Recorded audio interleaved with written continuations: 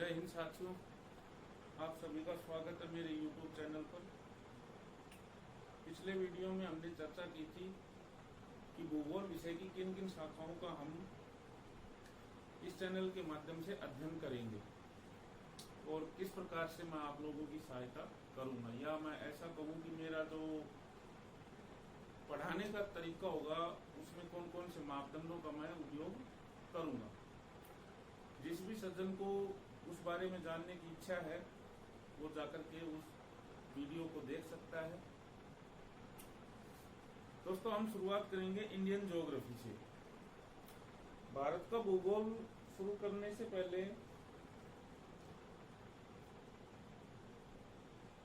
भारत की विशालता को लेकर के ज्योग्राफर एक वाक्य बोलते हैं। वो भारत देश और इसके जो पड़ोसी देश हैं उनके लिए एक शब्द का उपयोग करते हैं, भारतीय उपमहाद्वीप। इसी से आप इसकी विशालता का अंदाजा लगा सकते हो, इसकी विविधता का अंदाजा लगा सकते हो कि भारत के लिए उपमहाद्वीप की संज्ञा दी गई है। यानी कि जो विशेषताएं एक महाद्वीप में है वो सारी की सारी विशेषताएं इस एक देश के अंदर है, इसीलिए इसे उपमहाद्वीप की संज्ञा दी गई है। भारतीय भूगोल की हम शुरुआत करें और देखते हैं हम इन भारतीय भूगोल का जो पार्ट है ये सामान्य भूगोल, वहां से हम शुरुआत करते हैं।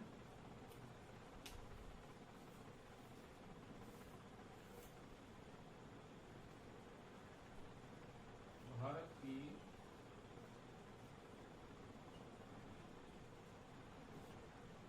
सामान्य परिचय। भारत का ये जो सामान्य परिचय है, यहां से हम शुरुआत कर रहे हैं। इस टॉपिक को हम 4-5 बिंदुओं में डिवाइड कर पढ़ेंगे। वो कौन कौन से? एक तो होगा इसका संवैधानिक नाम और इसके प्राचीन नामों को लेकर। दूसरा है इसका आकृति, भारत की आकृति कैसी है। तीसरी बात होगी भारत की अवस्थिति यानी कि लोकेशन, इसके बारे में बात करेंगे। चौथी है इसका विस्तार यानी कि कितना लंबा चौड़ा है। और पांचवी होगी भारत के पड़ोसी देश और उसकी सीमाएं। इन सभी टॉपिक्स पर हम गहराई तक पढ़ेंगे और जानने का प्रयास करेंगे। यहाँ से हम किस प्रकार के क्वेश्चन तलाश कर सकते हैं और उन क्वेश्चनों का क्या एंगल होगा, सभी प्रकार से हम बात करेंगे। दोस्तों, भारत के संवैधानिक नाम की बात करें, भारत का संवैधानिक नाम, भारत का संवैधानिक नाम की बात करें तो दो शब्द मिलते हैं हमें। एक मिलता है इंडिया और एक मिलता है भारत। इंडिया व भारत। भारत के संविधान में इन दोनों ही नामों को मान्यता दी गई है, जो कि लिखा गया है अनुच्छेद 1 में। अनुच्छेद 1 में क्या लिखा हुआ है? इसमें लिखा हुआ है India that is Bharat. India अर्थात भारत, ये शब्द लिखा गया है। ये तो है भारत का संवैधानिक नाम। नंबर 2 पर बात करते हैं भारत के प्राचीन नामों की। प्राचीन नामों की बात करें तो सबसे पहले नाम आता है आर्यावर्त। आर्यावर्त। दोस्तों, ये आर्यावर्त जो नाम है वो दिया गया था आर्य लोगों के कारण। भारत के JNK से होती हुई पाकिस्तान में एक नदी बहती है जिसका नाम है सिंधु नदी। क्या नाम है? सिंधु नदी। इस सिंधु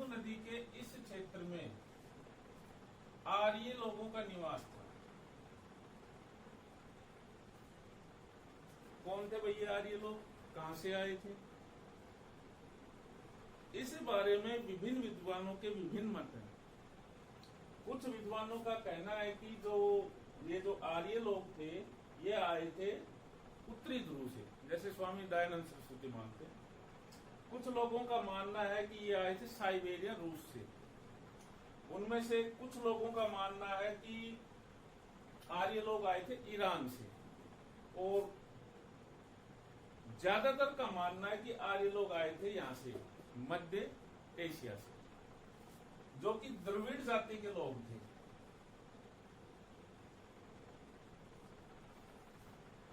कौन सी जाति के लोग थे? द्रविड़ जाति के। लेकिन कुछ विद्वान यह भी मानते हैं कि ये आर्य लोग है, ये ईरान से आए थे। ईरान से आने के पीछे उनका एक तर्क होता है कि ईरान में एक जाति पाई जाती है जिसका नाम है आर्य। उस जाति के लोग प्राचीन समय में इस सिंधु नदी के क्षेत्र में आकर के बस गए, और इस कारण से इस क्षेत्र को क्या नाम दिया गया? आर्यावर्त नाम दिया गया। तो हम कह सकते हैं कि भारत को आर्यावर्त नाम देने वाले लोग कौन थे? वो थे ईरानी लोग। कौन थे? ईरानी लोग। ठीक है, कोई ज्यादा बड़ा क्वेश्चन नहीं बनता, कोई इंपॉर्टेंट क्वेश्चन नहीं है ये, कभी पूछा भी नहीं गया है। उसके बाद में एक नाम और पढ़ते हैं हम, नंबर 3 पर है जम्मू द्वीप। जम्मू द्वीप, इस जम्मू द्वीप का उल्लेख लगभग सभी पुराणों के अंदर मिलता है।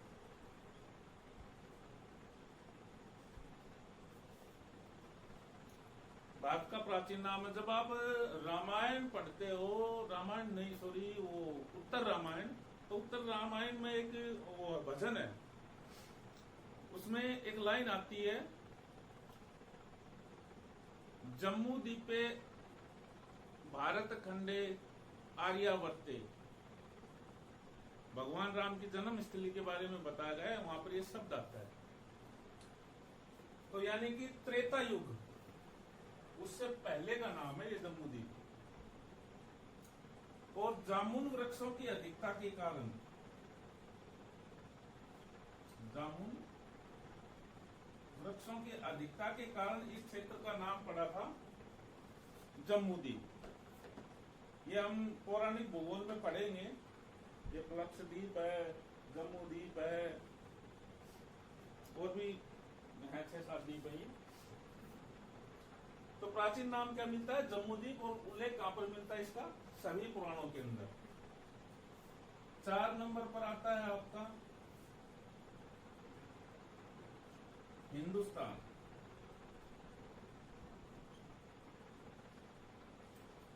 दोस्तों, हिंदुस्तान नाम दिया था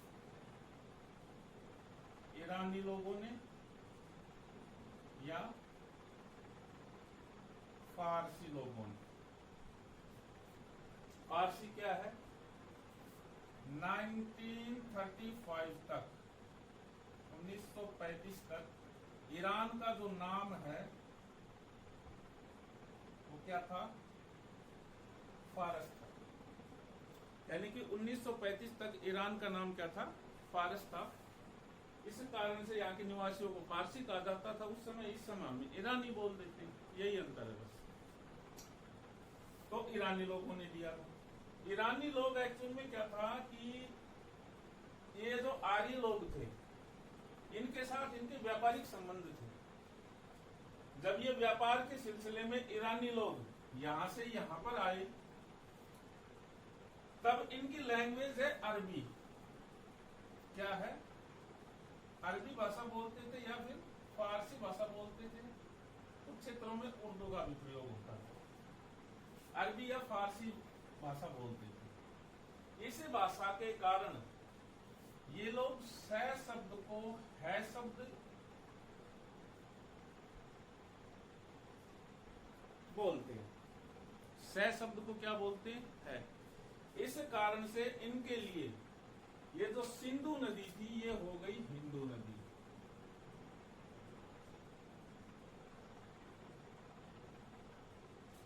और हिंदू नदी के अपवा क्षेत्र वाला हिंदुस्तान। और हिंदुस्तान नाम फिर किन लोगों ने दिया? ईरानी लोगों ने। ठीक है। बाद में ये तो ईरान तो नजदीक है भारत के, यहाँ पर पाकिस्तान है, पाकिस्तान से जो बलूचिस्तान है, बलूचिस्तान का बॉर्डर लगता है, पाकिस्तान का प्रांत है बलूचिस्तान, यहाँ पर इस क्षेत्र में, यहाँ से इनका बॉर्डर लगता है ईरान से, नजदीक था तो इनके व्यापारिक संबंध बने। उसके बाद में इनके व्यापारिक संबंध बने यूनानियों से, और यूनानी लोगों ने एक नाम दिया भारत का, जो कि नाम है इंडिया। क्या नाम है? इंडिया। और ये नाम किन लोगों ने दिया? यूनानी लोगों ने या फिर रोमन लोगों ने। यूनान कहां पर है थोड़ा सा बता दूं मैं आपको, जो नए हैं उनको नहीं पता होगा तो। यहाँ पर ये पाकिस्तान है, पाकिस्तान के बलूचिस्तान से इधर ईरान है और इधर इराक है।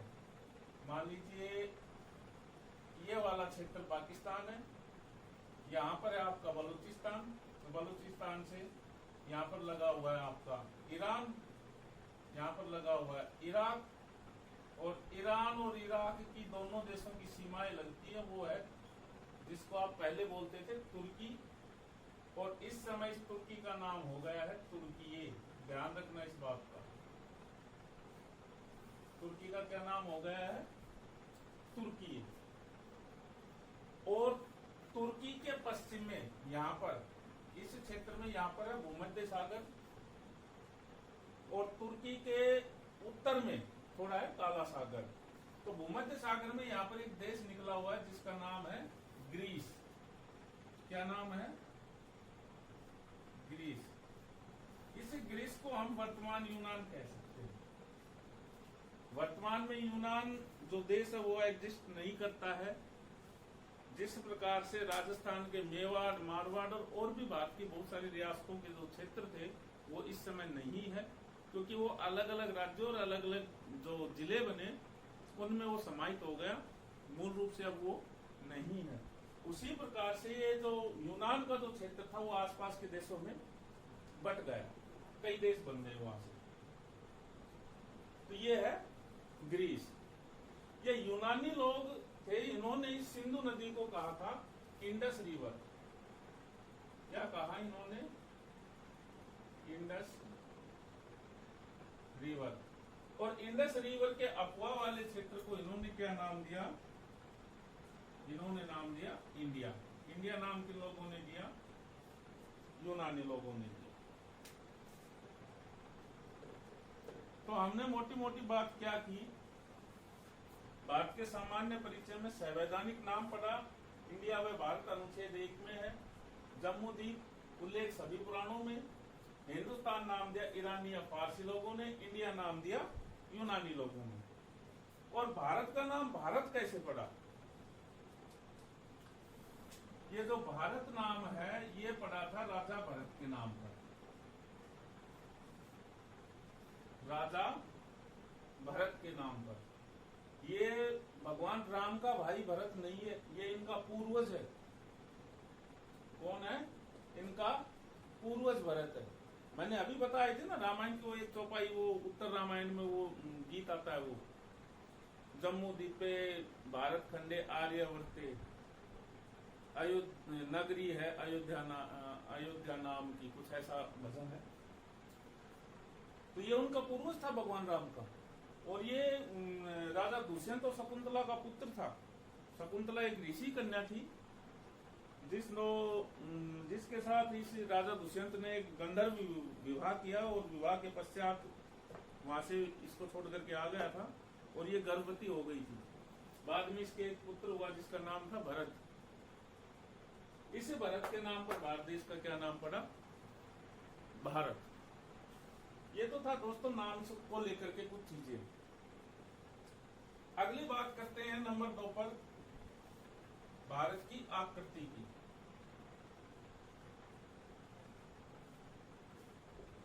भारत की आकृति।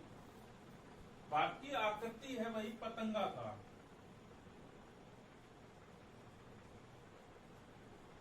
पतंगाकार भी बोलते हैं और इसको बोलते हैं विषम कोणीय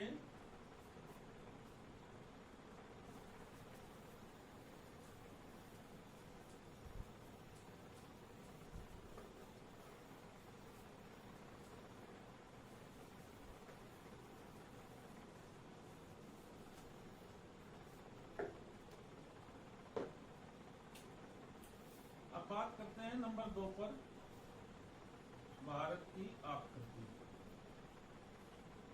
भारत की आकृति है पतंगाकार।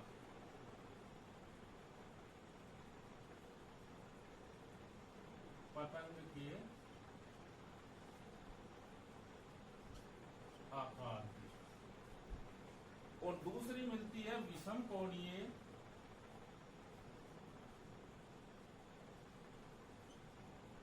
चतुर्भुज।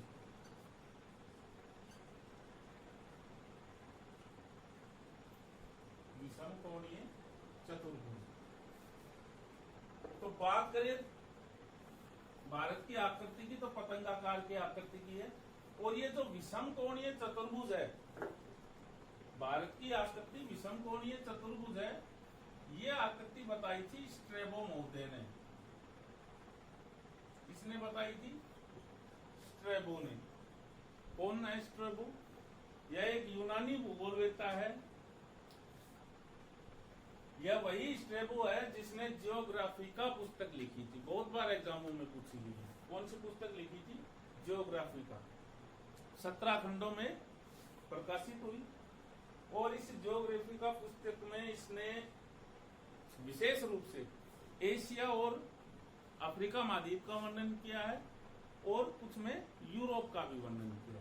यानी कि इसने 3 महाद्वीपों का वर्णन किया अपनी पुस्तक जियोग्राफिका में, एशिया, अफ्रीका और यूरोप।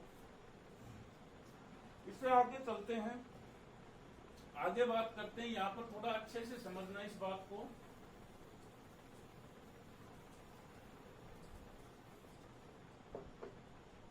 बात करते हैं भारत की अवस्थिति की।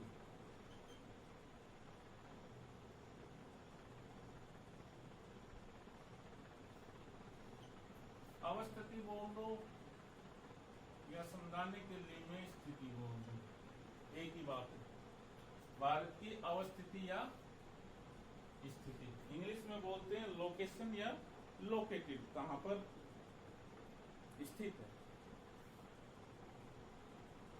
भारत की अवस्थिति को हम 2 तरीके से समझ सकते हैं। एक तो होती है, नंबर 1 पर बात करें तो ज्यामितीय स्थिति।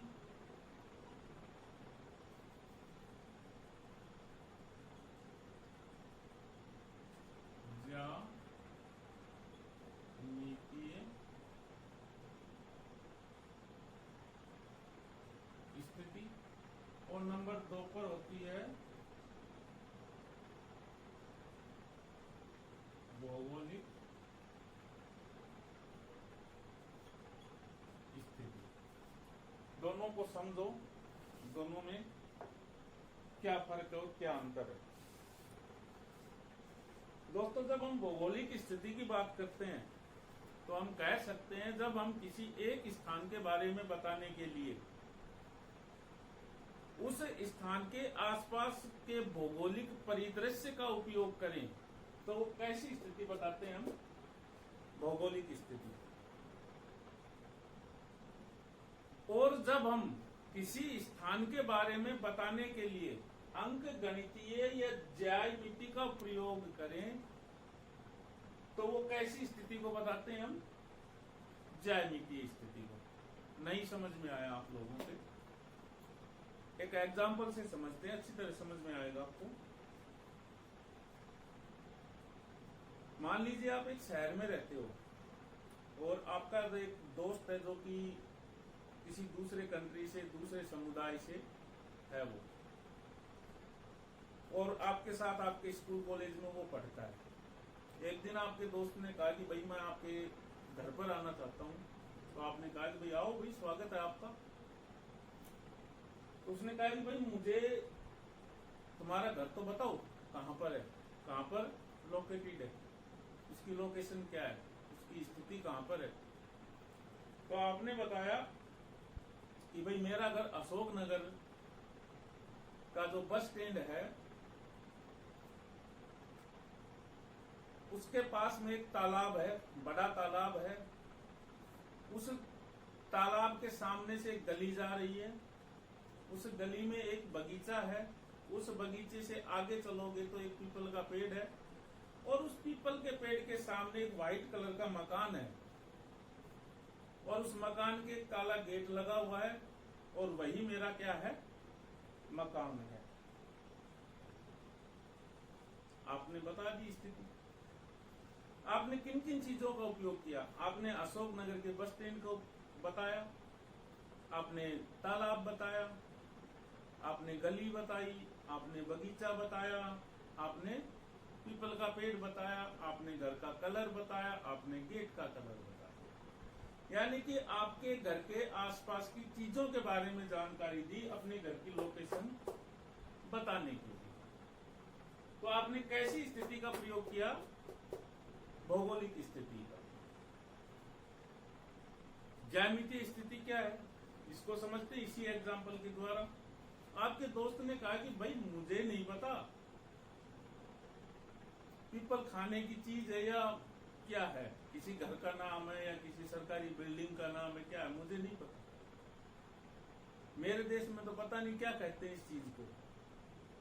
मुझे तालाब भी नहीं पता, मुझे गली भी नहीं पता क्या होती है, मुझे बगीचा भी नहीं पता क्या है। तो आपने उसको अपने घर का पता बताने के लिए ज्यामितीय चीजों का प्रयोग किया। आपने बताया कि अशोक नगर के वार्ड नंबर 14 में गली नंबर 7 में मकान नंबर 82 मेरा है। यानी कि आपने किन चीजों का प्रयोग किया? आपने प्रयोग किया अंकों का। आपने वार्ड 14 बताया, आपने गली 7 बताई, मकान 82 बताया। तो कैसी स्थिति है? ज्यामितीय स्थिति।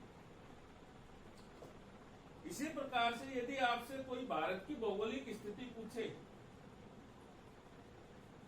इसी प्रकार से आपसे कोई भारत की भौगोलिक स्थिति पूछे तो आप किस प्रकार से बताओगे उसे? देखते हैं।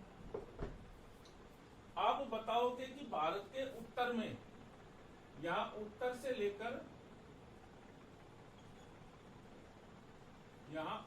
लेकर पूर्व तक एक पर्वत श्रृंखला फैली हुई है। इस पर्वत श्रृंखला का नाम है हिमालय। भारत के उत्तर में किसका विस्तार है? हिमालय का। भारत के दक्षिण भाग में, यह भारत का दक्षिण है, भारत के दक्षिण में है आपका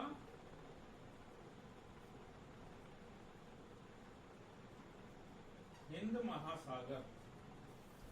क्या है भारत के दक्षिण में? हिंद महासागर। आपने बताया भारत के दक्षिण पूर्व में है बंगाल की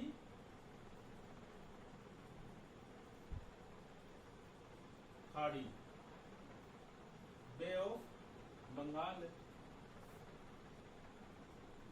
ये जो दिशा है वो कौन सी दिशा है भाई? पश्चिम।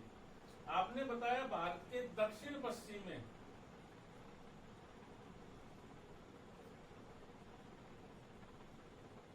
अरब सागर है। आपने बताया भारत के पश्चिम में ये वाला जो हिस्सा है, कौन सा? ये तो मैंने रेड कलर का कर दिया। यहां पर है कच्छ की खाड़ी। यहां पर क्या है? कच्छ की खाड़ी। ये वाला जो हिस्सा है यहां पर है खंबात की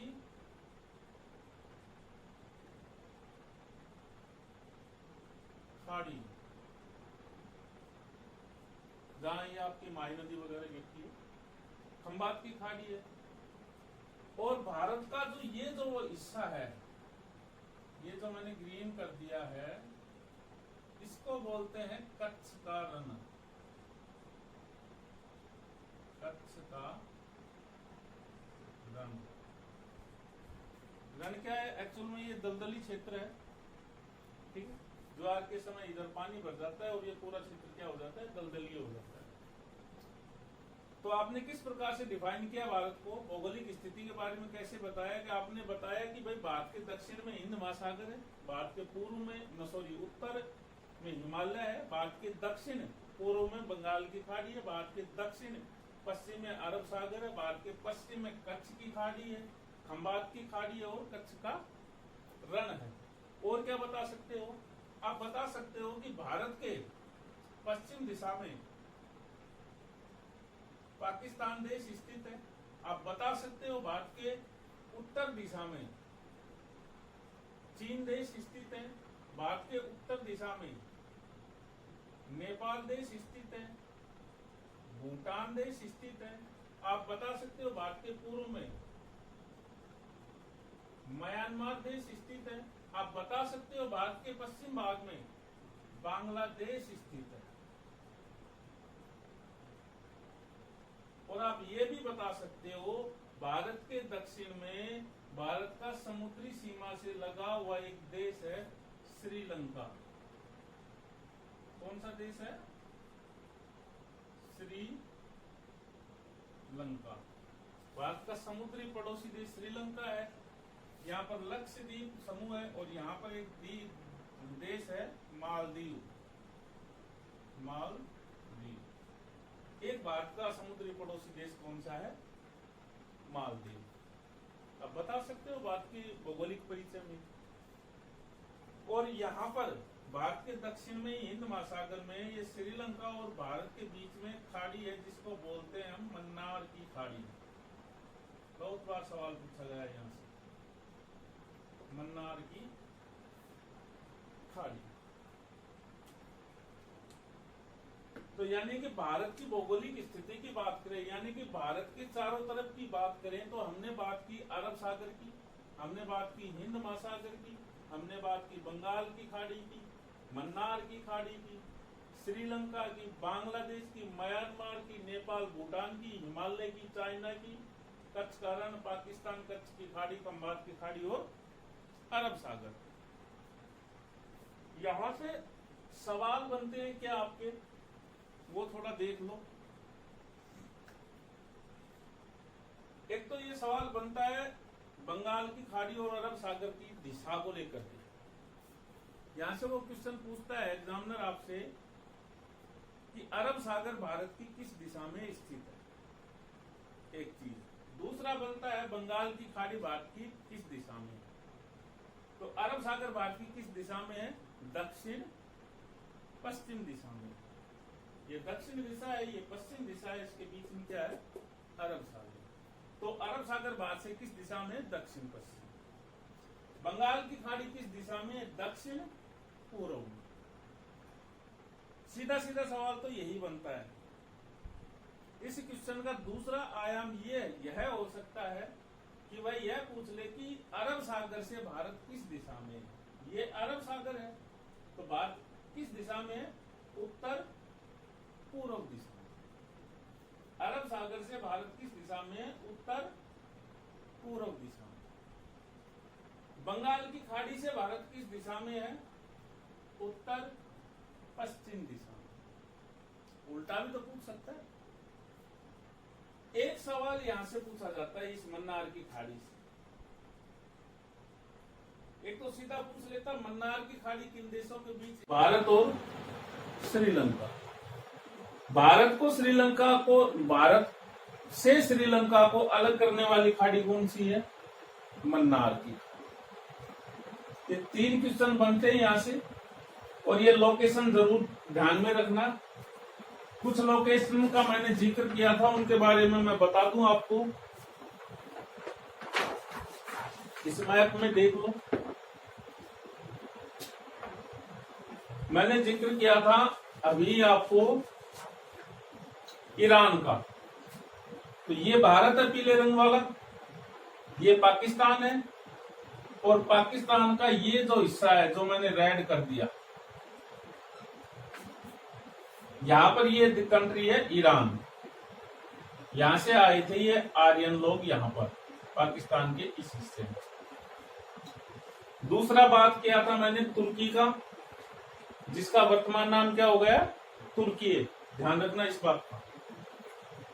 ये ईरान हो गया, ये इराक हो गया। ईरान और इराक दोनों देशों की सीमा लगती है इस देश के साथ। ये है आपका तुर्की, ये तो मैंने रेड कर दिया,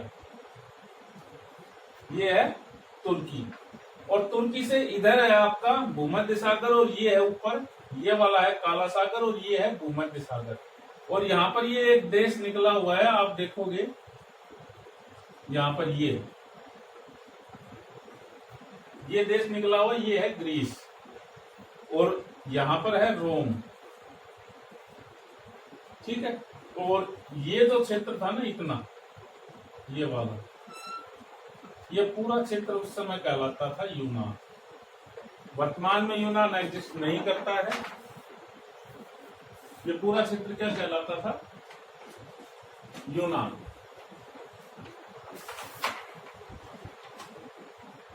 अब हम थोड़ी सी बात कर लेते हैं भारत के बारे में। भारत का नक्शा आप सभी को याद होगा, मैंने बताया था आपको पिछले वीडियो में किस प्रकार से याद करना है आपको, ठीक है। आपको यहां से याद करना है। ये दोनों के दोनों क्या बन गए हैं, अब यूटी बन गए हैं। ये केंद्र शासित प्रदेश है दोनों के दोनों, जम्मू कश्मीर और लद्दाख। अब वर्तमान में यहाँ से सवाल पूछेगा, वो निश्चित रूप से पूछेगा कि भारत का सबसे उत्तरी राज्य कौन सा है। तो नया जम्मू कश्मीर ना होकर के कौन सा हो जाएगा, ये हिमाचल प्रदेश। ये पीले कलर का दिख रहा है, ठीक है। आपको याद भी इसी तरीके से करना है, लद्दाख, जम्मू कश्मीर, पंजाब, राजस्थान, यहां तक, फिर यहां से यहां तक पूरा मैप याद करना है। यहाँ पर नीचे कौन सा लिखा हुआ है, ये लिखा हुआ है हिंद महासागर है नीचे। यहाँ पर इन दोनों देशों के बीच में ये वाला हिस्सा है, यहाँ पर है मन्नार की खाड़ी, ये है आपकी खंबात की खाड़ी, ये है कच्छ की खाड़ी, और ये वाला हिस्सा है, ये है कच्छ का रण। ये पाकिस्तान लगा हुआ है। ये जो सीमा मैंने रेड कलर की बना दी, और इधर से ये सीमा इधर से लगी हुई है, अफगानिस्तान है। इधर ये चाइना है, नेपाल है, भूटान है, म्यांमार है, बांग्लादेश है, ये श्रीलंका है, और ये अंडमान निकोबार द्वीप समूह ये रहे। ये 8 डिग्री जलमार्ग होगा, यही यहाँ पर कहीं वो है मालदीव है, ठीक है। मैप में मैंने दिखा दिया आपको, कोई विशेष बात थी नहीं यहाँ तक। कल हम चर्चा करेंगे भारत के ज्यामितीय स्थिति की। आज की कक्षा को हम यहीं पर विराम देते हैं। कल भारत की ज्यामितीय स्थिति के बारे में हम बात करेंगे। तो एक बार रिपीट कर देता हूं मैं आपको, मैंने क्या क्या बताया आप लोगों को। मैंने आपको बताया भारत का संवैधानिक नाम भारत इंडिया, अनुच्छेद 1, प्राचीन नाम जम्मूद्वीप, वर्णन सभी पुराणों में, आर्यावर्त आर्य लोगों के कारण, और नाम दिया ईरानी लोगों ने, आर्य जाति के लोग आकर के बसे थे। अगली बात की मैंने हिंदुस्तान, नाम दिया ईरानी या फारसी लोगों ने। उसके बाद में मैंने बात की इंडिया की, नाम दिया यूनानी या रोमन लोगों ने। बात की मैंने भारत के किस राजा के नाम पर नाम पड़ा, राजा भरत के नाम पर पड़ा, जो कि भगवान राम के पूर्वज थे, उनका दादा परदादा है। फिर मैंने बात की भारत की आकृति की। भारत की आकृति है वो पतंगाकार है या विषम कोणीय चतुर्भुज के समान है। भारत की आकृति को विषम कोणीय चतुर्भुज बनाने वाला विद्वान कौन था, स्ट्रेबो।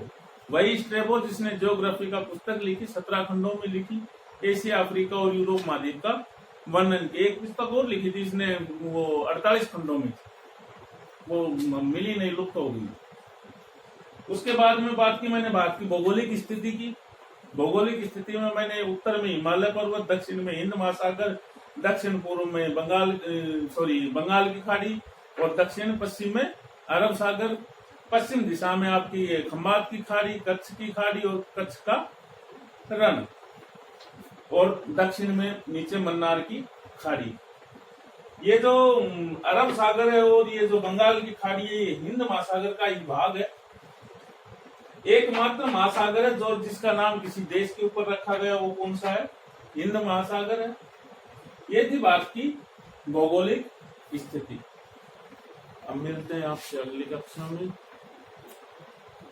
अगले वीडियो में हम बात करेंगे भारत की ज्यामितीय स्थिति की, भारत के विस्तार की, भारत के पड़ोसी देश और सीमाओं की, और ये भारत का सामान्य परिचय, इसे हम समाप्त कर देंगे।